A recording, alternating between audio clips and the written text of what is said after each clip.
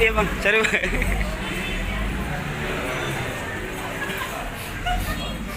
Pas warna dulu.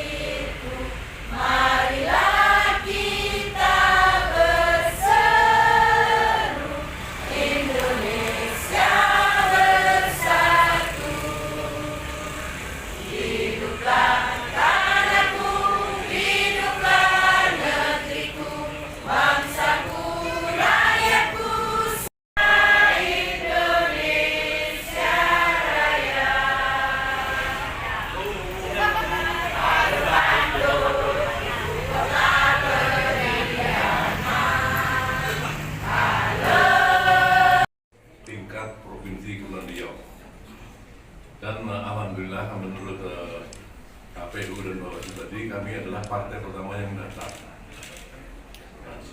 untuk tingkat provinsi dan kami sudah mendapatkan berita acaranya bahwa kami telah mendaftar dan sudah menyerahkan berkas-berkas yang diperlukan.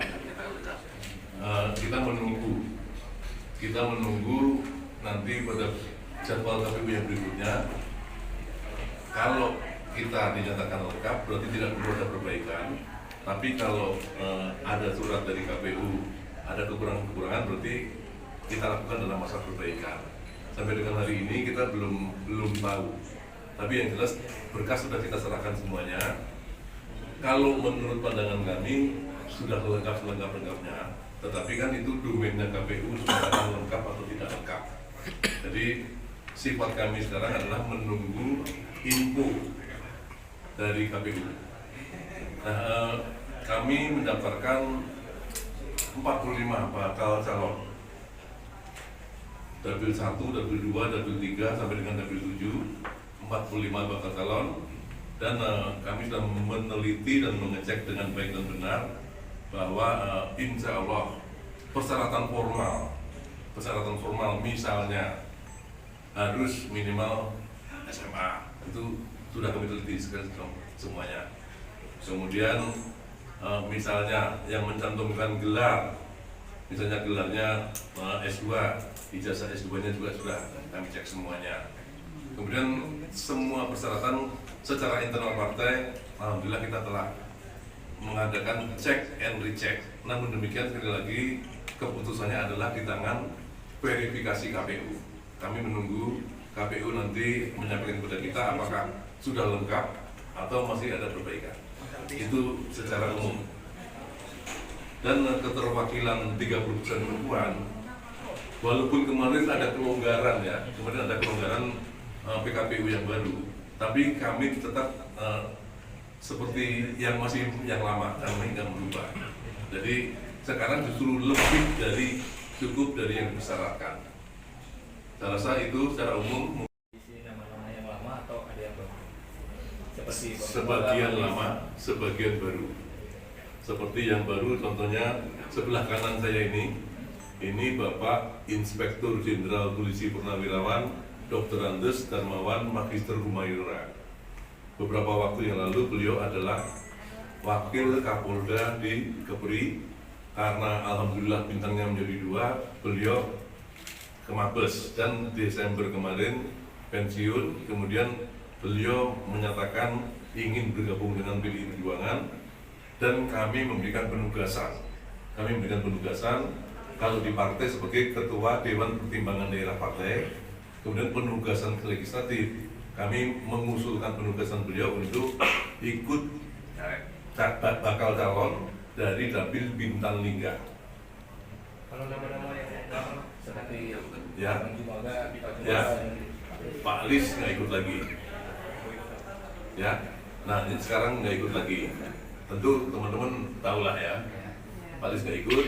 Kemudian Ibu Weni kami calonkan ke provinsi. Kemudian yang incumbent Dr. Satyaturi, Pak Saproni, Pak Widya Stati Nugroho, Pak Jumaga Nadia yang incumbent. Kemudian ada lagi Sugianto, kemudian Eri Suwandi. Topik yang dinamis nggak? Ya, Pak Taufik tidak calon lagi, digantikan dengan ada 3. Di sana ada Pak Tawari, Dapil Anambas ya, ada Pak Tawari. Kemudian ada Pak Junaidi, ada Ibu ya Wahyuni. Pak, target kita untuk kursi di DPRD Ya. Kami menargetkan untuk di DPRD Kepri antara 9 sampai 12. Tapi kalau 9 mutlak harus. Kenapa kok mutlak harus? Karena 9 adalah 20% dari 45. Supaya apa? Supaya pilkada nanti kita bisa sendiri pun bisa mencalonkan. Walaupun kita akan kerjasama dengan partai lain, tapi tidak ada ketergantungan dengan partai lain. Jadi target kami 9 sampai 12. Untuk provinsi. Nanti dapil mana Romo yang akan ditambah itu? Karena sekarang kan masih ada 9. Yang 3 lagi kira-kira nanti dapil mana? Sebelah saya. Sebelah saya. Bersanggup. Pak Jenderal kita ini, Dapil Bintang Lingga. Mohon maaf, beliau saya tekan terus, pokoknya harus dapat. Bapak ini jenderal, ya kan, udah biasa bermanuver di masyarakat kan. Dekati masyarakat. Selain di Batam mungkin yang notabene selama ini signifikan kader dari PDIP yang paling digesa di beberapa dapil di wilayah provinsi Kepri itu di mana aja, Romo? Ya, di Karimun ada beberapa muka baru. Muka lamanya Pak Eri Suwandi, ada Robert, siapa maksudnya? Robert, ya. Kemudian untuk dapil Batam, ya, dapilnya Pak Jumaga, itu kita menargetkan 1 suara lagi. Selain Pak Jumaga harus naik, kemudian Pak Sugianto harus naik, kita menargetkan 1 lagi. Berarti udah tambah 2 kan, udah 10. Nah, di dapilnya Pak Saproni itu kemarin kita dapat 1 gemuk. Pernah 2, dulu Pak Saproni sama Pak Ruslan kan. Pak Ruslan pindah dapil terus kita hilang 1. Kita ingin mengembalikan lagi.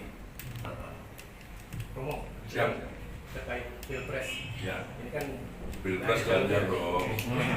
Ini bukan kampanye ya, tapi informasi bahwa insya Allah Pak Ganjar Pranowo tanggal 28 akan berada di Batam untuk hadir acara halal bihalal paguyuban Among warga Jawa.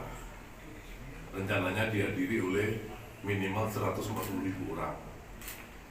Tapi kami tetap mengundang semua perwakilan paguyuban dan suku-suku dan agama yang ada. Konsolidasi PDIP sendiri terhadap pencalonan beliau di Pilpres 2024 ini di Kepri gimana, Pak? Sangat masif. Sangat masif. Kami kan tegak lurus pada ketua umum kami. Sebelum ketua umum kami memutuskan siapa capres, tidak boleh ada satu kader pun yang pinter-pinter atau mande-mande. Tapi begitu ketua umum umumkan dan putuskan siapa capres, semuanya harus menyuarakan. siap memenangkan. Ya, Siap memenangkan. insya Allah sangat siap, sangat siap. Target kita untuk Pilpres nanti di Kepri gimana, Romo? Pilpres, Ya, ya di atas 60%. di atas 60 ya? Ya.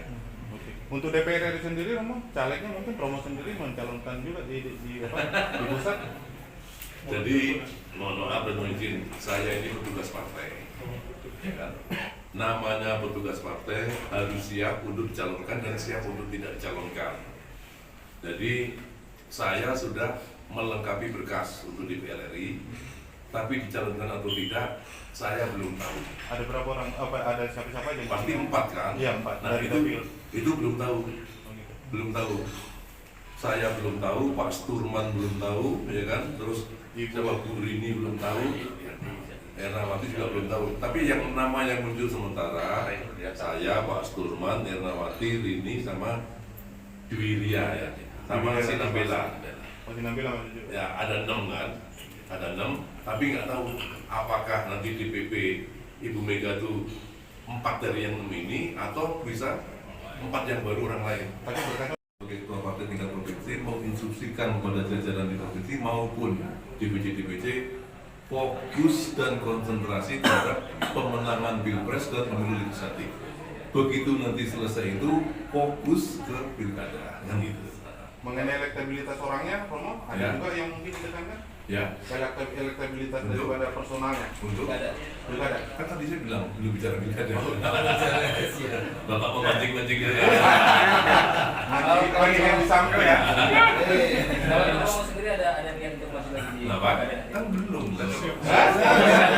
Dulu ya, teman ya. Nanti setelah pilpres dan pileg diumumkan. Siap, ya. Gitu. Oke, Romo. Oke teman-teman, terima kasih.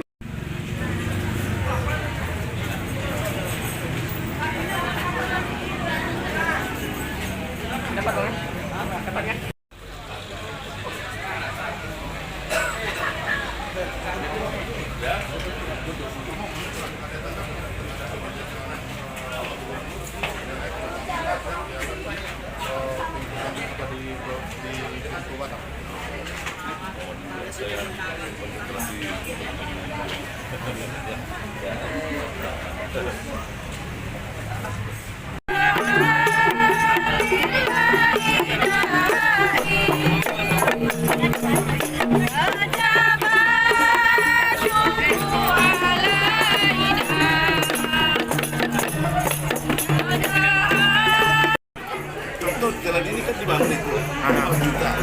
Ini 4 juta itu kan aset. Artinya memang tidak ada lagi jalan provinsi di Batam itu. Iya. Itu provinsi yang lebih 70. di dalam SK-nya tidak ada. Makanya dia dulu bertanya gubernurnya mana jalan provinsi tinggal mana jalan yang dikembalikan. Nggak ada dibuat. Oh, ya tanya dulu jangan coba dulu. Contoh ya, jalan yang dari Simpang Kara itu kan provinsi. Ya itu diserahkan. Itu serahkan juga. Ada buktinya. Di SK-nya? Buktinya besok paripurna. Jangan ngomong.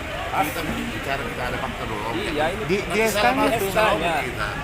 Di SK-nya itu 25 itu ketua. 70 lebih. jalan provinsi di kota. Jalan yang dia itu kota kecil itu kan provinsi.